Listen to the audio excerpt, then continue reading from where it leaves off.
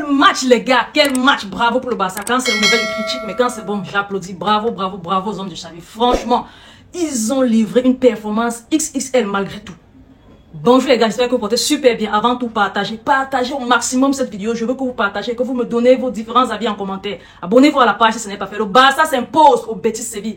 4-2. Un match plein de rebondissements. Tout était tendu. Le match a commencé d'une certaine façon très calme pour le Barça. D'abord, Xavi a fait un classement qui a plutôt tenu la route. Donc, il n'a pas fait le classement que j'ai demandé dans l'avant-match, mais il a fait son classement à lui qui a tenu la route. Donc, on va dire bravo à ce classement-là et bravo à Xavi parce qu'il faut apprécier ce qui est bien. On va dire bravo à Xavi pour ce classement. Le match a commencé normalement. Le Barça a pris possession du ballon. Ils ont fait le jeu catalan comme très souvent. Mais sauf que cette fois-ci, ça a plutôt marché. Ils ont pris le ballon tranquillement, ils ont commencé à jouer, ils ont eu plusieurs percées, plusieurs tentatives, essayer de servir Lewandowski. Lamine Yamal, Seigneur. Lamine Yamal a fait un football de folie. J'ai comme l'impression qu'il devient beaucoup plus mature au fur et à mesure que le temps passe. On dirait qu'en une journée, il devient mature de 3 mois. Depuis ces derniers temps. Depuis son match face à Las Palmas. Il était super bon, il faisait des percées terribles. Il était invincible en 1 à 1. Face contre face, Lamine Yamal te traversait, peu importe qui tu étais. Lamine Yamal traversait tout le monde en 1 contre 1. Le match commence très simplement avec les percées de Lamine Yamal. Les duels gagnés de Lamine Yamal, de Ferran Torres. Lui aussi, il a été formidable. Pour la 100e de Ferran Torres au FC Barcelone. C'est son 100e match joué au FC Barcelone. Le gars a fait une performance XXL, encore mieux que celle de Lamine Yamal, parce que sa performance à lui a été concrétisée par beaucoup de choses. Continuez de m'écouter s'il vous plaît. Donc, il continue aux environs de la 20e minute. Voilà un autre débordement de Lamine Yamal. Passe, il déborde et puis il centre. Qui a la réception du centre? Il y avait un peu de cafouillage. La Ferran Torres prend le ballon, pap, dans le goal. Ça traverse. Après un cafouillage, le ballon est sorti pas de la surface, a traversé le cafouillage. Ferran Torres réception et marque. Comme un pro. Comme ce qu'il a souvent l'habitude de rater. Aujourd'hui, il a été clinique.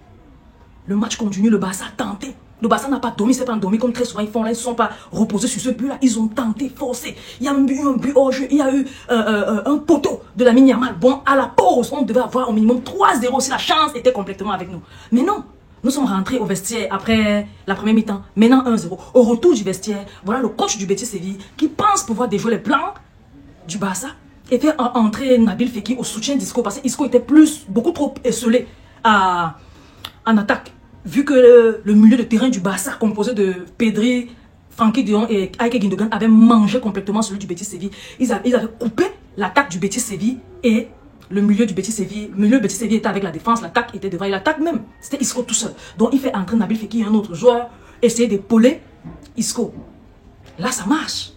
Mais sauf que ça ne marche pas tout de suite parce que à peine entré, Lamine Yamal prend le ballon, refait une percée et resserre.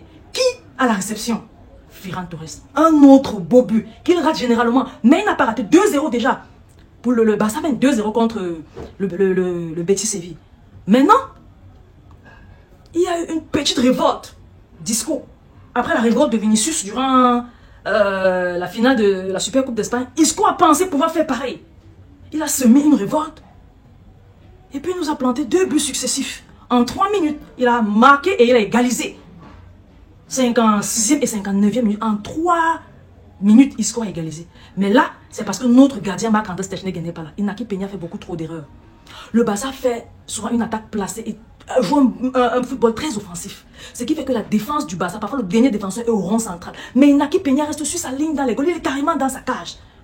Les mêmes erreurs qu'il a fait au Real, il a encore fait ça aujourd'hui. Il ne sort pas affronter les joueurs du Real et discuter le ballon. Il ne sort pas dans le jeu, il ne se met pas, il ne prend pas de risque. J'ai l'impression qu'il a peur de se blesser. Mieux vaut aller faire ça et rater que de rester là et se faire fusiller par Isco, parce que c'était des fusils qu'Isco envoyait. Ça nous a un peu calmé. Dieu merci, ils n'ont pas continué comme ça. Ils ont dit qu'ils allaient gérer le match nul. Xavi fait les changements. Ce qui a été très positif sur Xavi sur ce match, c'est que Lewandowski, je ne veux pas dire qu'il était efficace, il n'entrait pas dans le style de jeu du Barça, le style de jeu que les Barcelonais déploient ce soir. Et très souvent, il n'entre pas cette saison.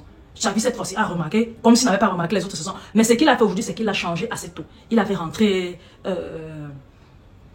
Victor Roque. Il est bien vrai, Victor Roque n'a pas marqué. Mais Son jeu sans ballon est plutôt intéressant et il fait des bonnes passes. Il combine bien avec les autres. J'ai l'impression qu'avec ces jeunes joueurs, parce que Xavi avait rentré beaucoup de jeunes joueurs de la Masia, des sorties de la Masia, du centre de formation. Et ils ont un football plutôt fluide. J'ai l'impression que c'est avec ces gars-là qu'il faut jouer, surtout quand on ne joue pas des très gros. Bon, il faut seulement qu'ils soient rodés et bien faire le match. Maintenant, il a fait aussi rentrer Joao Félix. Joao Félix est rentré et a pris sur ses épaules parce qu'il a dit, après son but, que voilà, l'intelligence que tu as laissée sur le banc pendant un bon moment. Mais c'est important de faire ça. Quand tu marques, on te met, tu joues. Et quand tu ne marques pas, tu restes sur le banc. C'est la méritocratie, c'est bien. Maintenant, dans un match fou, voilà Ferran Torres, Lamine Yamal qui fait un centre, Ferran Torres réception, dribble d'une certaine façon et passe le ballon à Victor Roque qui repasse à Joao Félix. Joao Félix a fait une fouettée pied extérieur. Pied droit, fouetté de son pied droit, pied extérieur, c'est entré poteau opposé du joueur, juste à la limite du poteau. Très beau but, c'est quand les filets ont tremblé. Même eux, ils n'ont pas jubilé à l'instant. On se disait c'est dehors ou c'est à l'intérieur du goal.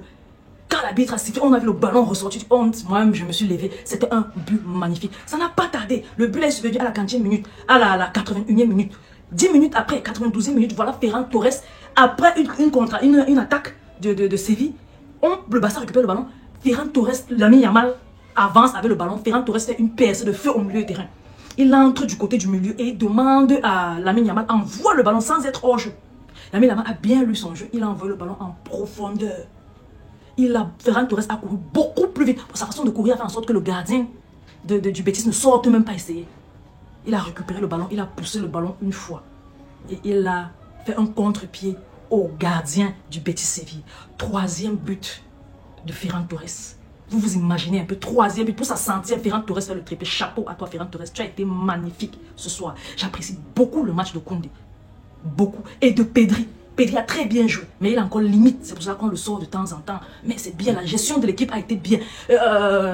Le moral de l'équipe a été un peu affaissé. L'état d'esprit a été un peu affaissé après le 2e but de Disco. Mais on a su dépasser ça et remonter. Je ne sais pas si c'est une baisse d'intensité de la part du Betis, mais ce qui est sûr est qu'après 2 buts, ils doivent quand même avoir une certaine baisse d'intensité. Et on a profité de ça et on a vraiment été clinique. On n'a pas tiré plus de 10 fois sur le goal, on n'a pas fait plus de 10 cadrés, mais on a marqué au moins 4. Et c'était un match magnifique. Ceux qui n'ont pas vu le match, je vous invite à aller regarder ce match. En passant, le Real a gagné. Le Real joue avec l'arbitre. Je n'aime pas souvent parler de l'arbitre, mais le Real joue avec l'arbitre. Le Real allait perdre 3-1 pour le jeu. C'est clair, pour moi le score d'aujourd'hui c'est 3-1. Ils ont l'arbitre du Real, la VAR et tout ça. Ils ont fait du n'importe quoi, je n'ai pas aimé. Franchement, je n'ai pas du tout aimé. Mais victoire au FC Barcelone, on a recollé à eux, on a nos 3 points et on continue avec cet état d'esprit-ci là. Il faut qu'on continue comme ça, qu'on continue de jouer comme ça. Si on continue comme ça, Naples, c'est en une bouchée qu'on va leur manger.